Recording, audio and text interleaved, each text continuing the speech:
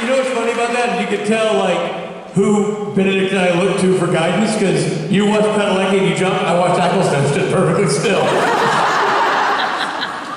What's that supposed to mean? I don't know! That's why I'm always into this. Hey, you know what? I can't wait till you direct me. That's not happening, actually. So. Not this season. He's moved on. He's too busy doing, other shows now. Oh, yeah. No, that's come on. That's real. He's still in the Bible. Lucifer. That's true. Yeah. Hey, do you want to do the honors? I think I will. Minneapolis, St. Paul, and the surrounding counties, please, warm welcome for Mr. Jensen Eccleston.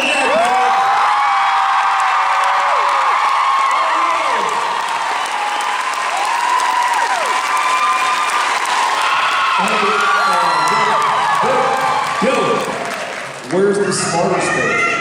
The smarter stage? He was in the wings and now he stepped backstage. He's watching from afar. Perfect. Looking back. Afar. I'm looking at jar. But see you later. Good talk. Hi guys. Hi. Who's the first timer? I feel so far.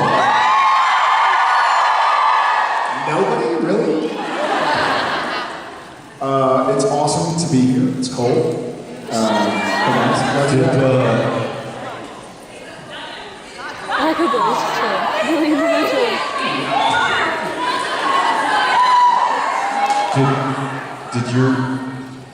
Did your people not show up today? Well, I just noticed that the large section in the middle is usually reserved for the fans of yours that you like to pay to come and show up and cheer you on. I don't see them. They spread out. I see. They dispersed. Got it. Love you, man. Who? I think you're talking straight. There we go. Let's stay. Yeesh. See you later, guys. Love you.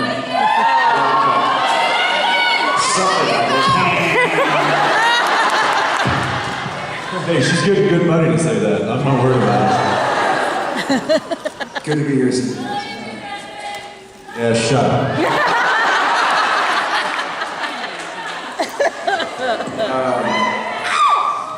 All right. Okay. Everybody loves each other. Let's move on. Or let's just all get in the pile and feel the love. Whatever.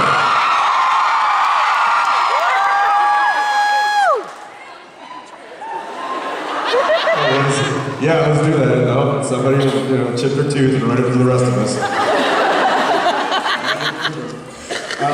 All right, let's go ahead and you guys have been waiting patiently, so before we jabber. Hi. Hi. Hi. My name's Haley. I'm from Omaha, Nebraska. Take it easy. And this is my first convention, so I'm really happy to be here. So I wanted to ask, what is some of the best advice you've ever received? Leave the gun, take the canola.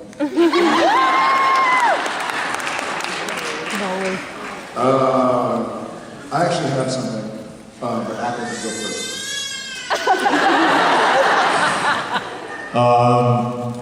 I have been fortunate enough to receive some very good pieces of advice from people who are very important to me.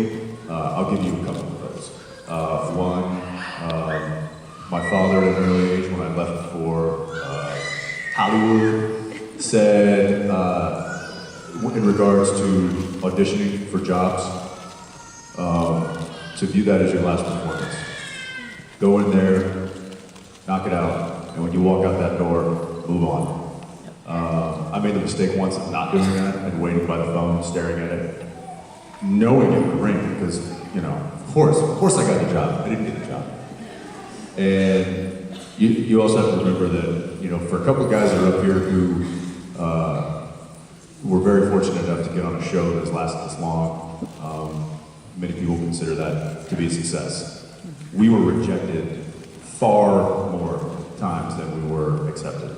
And Yeah, I told you that funny story about when I just speak about this business, when I moved to a house, and this is like, right before Supernatural, maybe 2003 or something, and I was showing a friend of a friend my house. I was like, oh, it's so cool. And I had probably 20 or 30 scripts stacked next to my bed.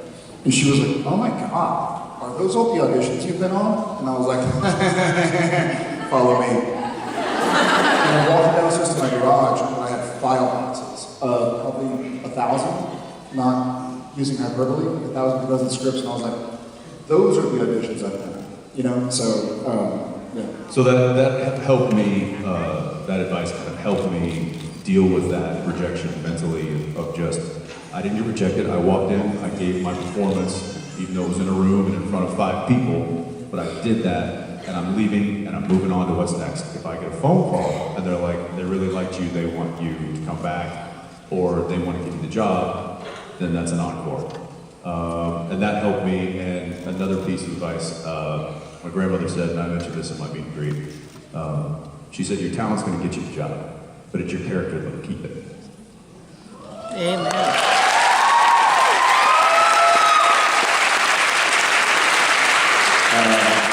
I agree with everything you said. So my favorite quote, which is a weird quote, because it kind of seems depressing, but it's, okay. So one of the best pieces of advice I ever got was pain is mandatory, suffering is optional. So we're all going to go through some bad times in our lives. It's going to suck. And you can either approach it as, okay, this is a low, but it's going to be cyclical. I'm going to get back up. I'm going to fight through it. Or you push against it and you're mad about it, and that causes suffering. So you're going to go through pain, but you don't have to suffer. And that's kind of helped me in my times. Thanks a bunch. Thank you guys.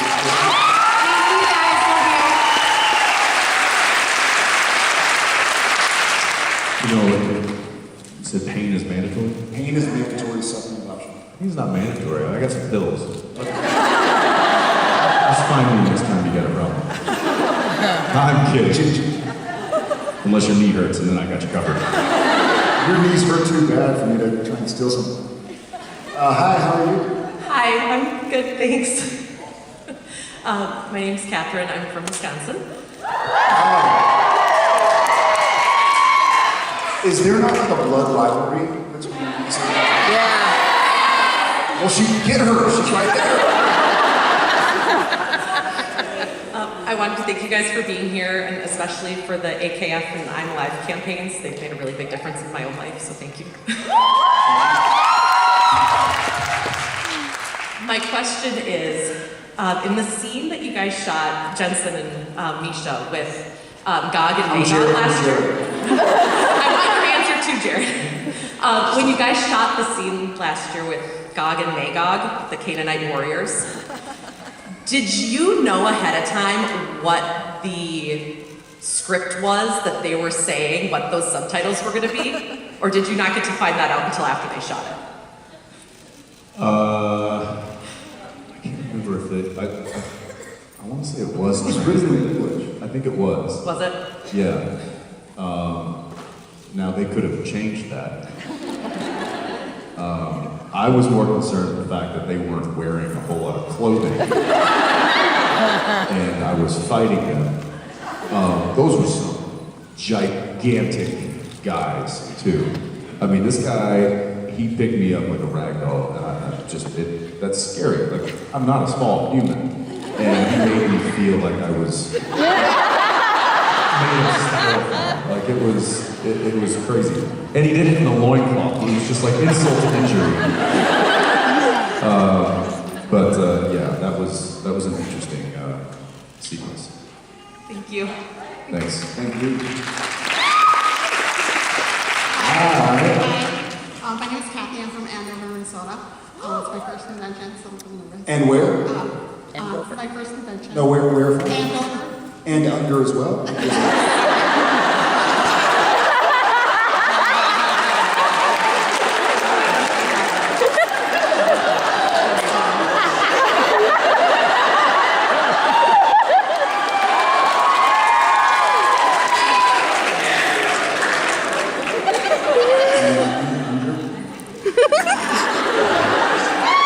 I get it.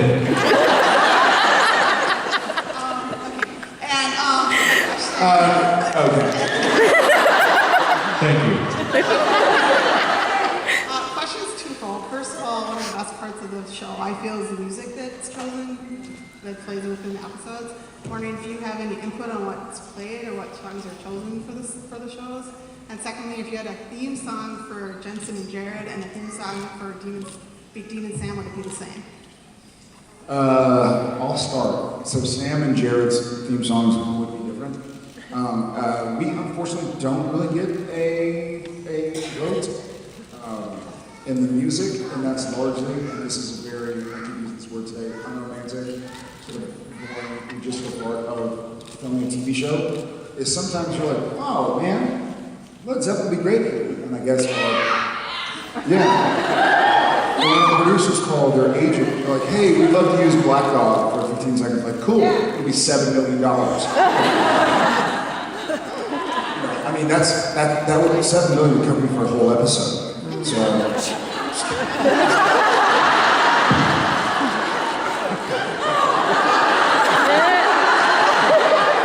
I'm trying really hard. I had a good one last time in Vancouver and you didn't give me a rim shot. No, you didn't. I did. I did the thing about It wasn't. it was good. We don't have a vote. It has to go through a bunch of levels that are far above our pay grade. So if Jared had a theme song, what would it be? I think we're alone now by Tiffany.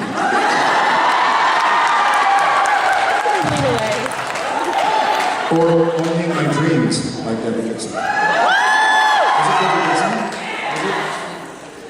Is it?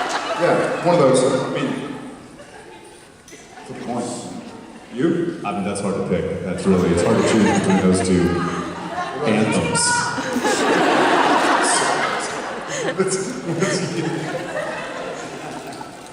Well, I think we all know what Dean's is. Thank you.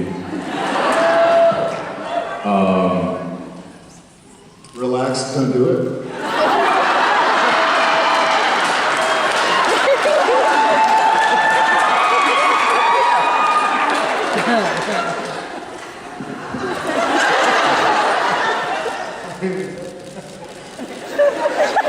No, I can't.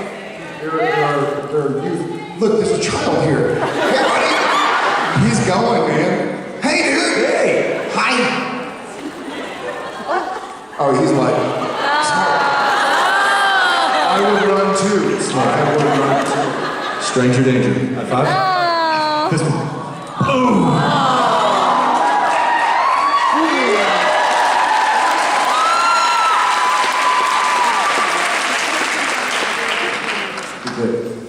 I I thought yours was the final countdown. It is. Stop it.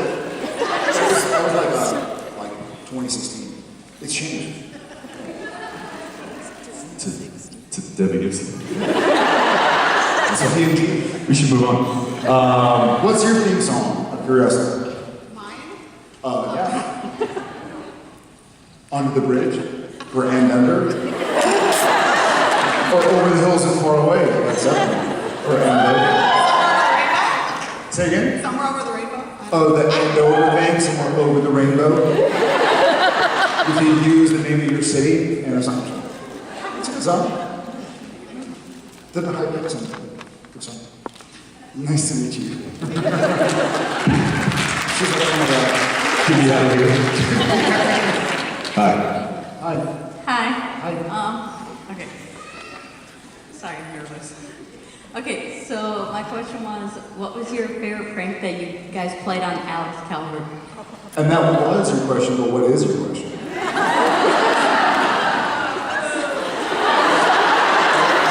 I got it. We never really pranked Alex per se, but he's similar to what we don't. I wouldn't say prank as much as like try and break him. Torture. Yeah, torture him. We waterboarded him a couple episodes ago. He's missing a few fingernails on his left hand. Yeah, all in good fun. We enjoy it.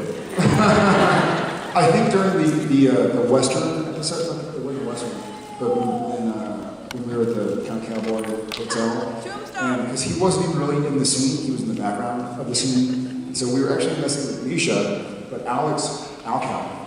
We call him either Alcal or AC, Alex.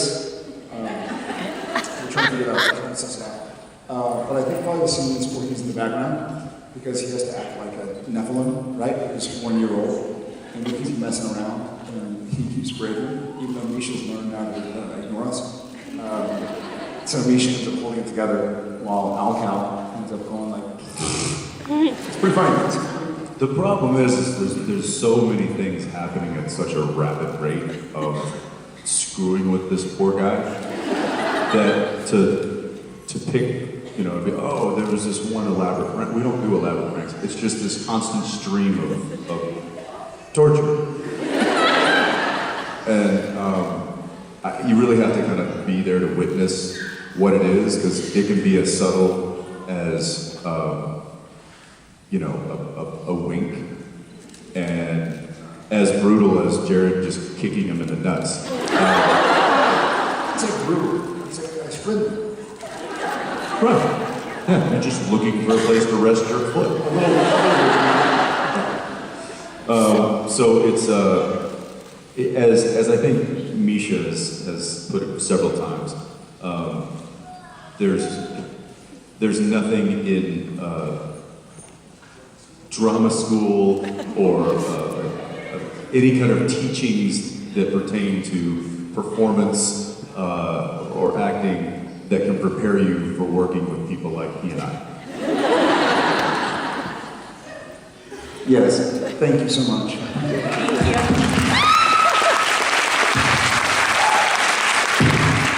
Hi guys, I'm Gail. I'm from Minnesota. I'm a first-time con. So excited.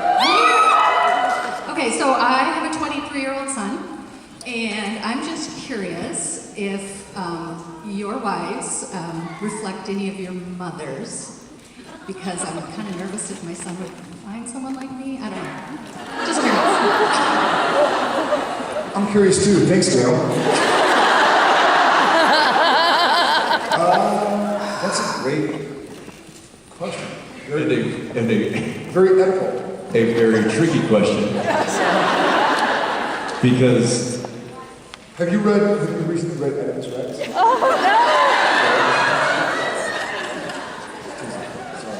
to navigate that is a minefield. Here's why. My wife is just like my mother.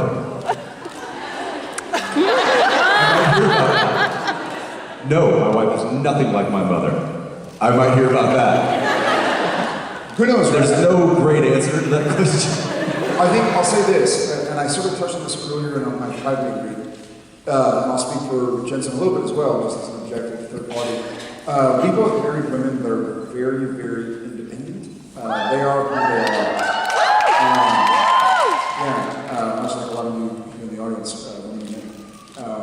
So my wife is who she is, and thank God she's fairly unapologetic about it. She's not a mean person, so she doesn't apologize for it.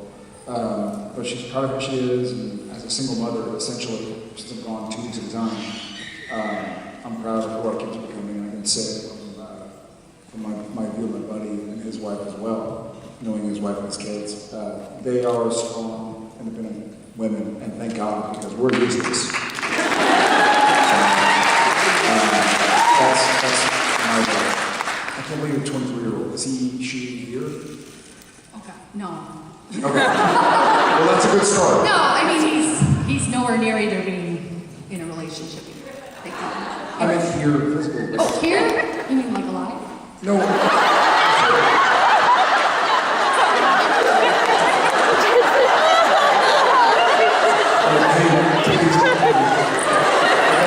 guess I was assuming you provided because you said I have, not I had.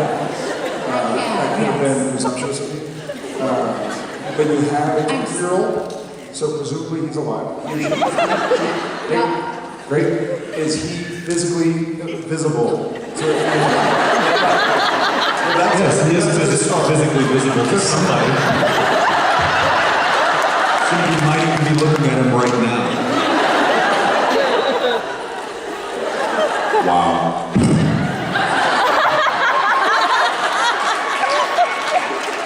Oh my God.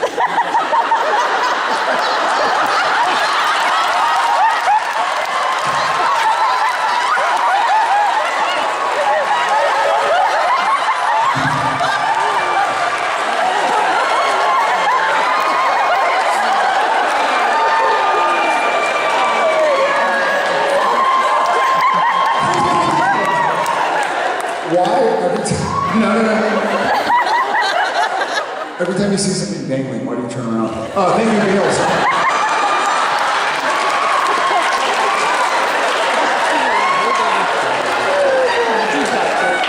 I'm sorry, thank you. Hi, my name is Maddie.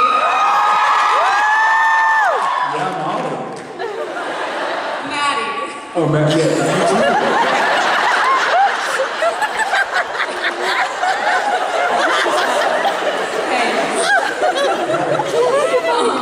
So I've had this question in my mind. Hi, my name's Maddie. All right, Linda.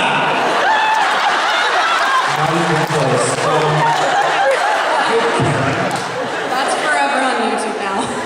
You rich? Hi. So I've had this question in my mind for a few years now, and so I'm finally getting to ask it, and I'm super excited. But what do you think, in your guys' opinions, is the worst thing that Sam and Dean have done to each other, said to each other, or kept hidden from each other? If you can remember. Thank you for the 7 questions. It's my payback. Payback for what? Saying the wrong name. I didn't hear. I don't hear good.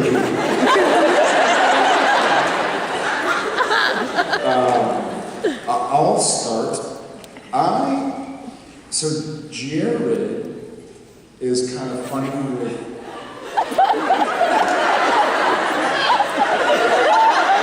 I can speak in the third person. Okay. So my human corporeal self.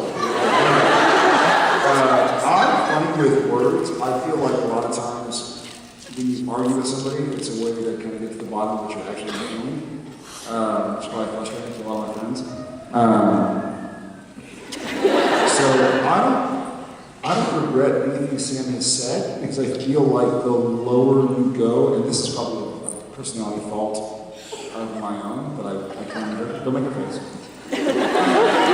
But I feel like it's the best way to hash things out. Even like when my kids, they're 5 or 6, 4, and 1. But when they say things, you're like, okay, I know they didn't mean that, but why are they saying that? Like, what's the bottom line? So I don't regret anything Sam's ever said. I was bummed about Amelia. She's amazing. Leanne Balban's a sweetheart and great actress. I was bummed that Sam didn't go after his brother for trying to figure things out.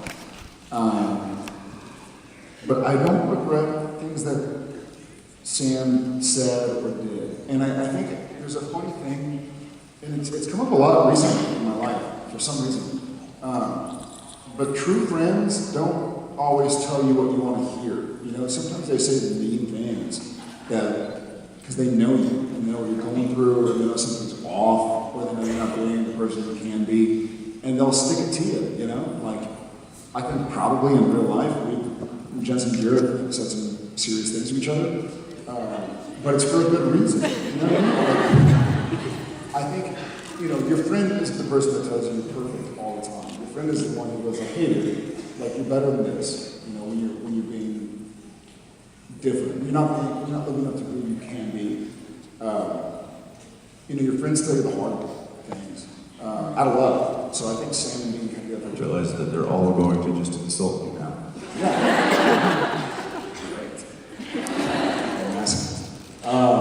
Yeah, so that's my opinion. I was bummed to see Hank, but beyond that. I don't know. I feel like there's certainly been some things that, Dean has gone behind Sam's back and done a lot of things.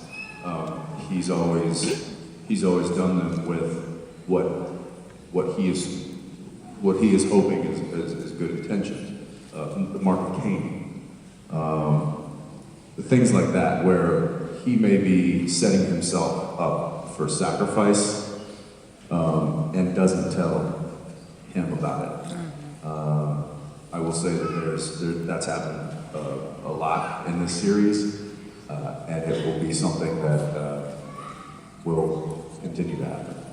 And I think that's if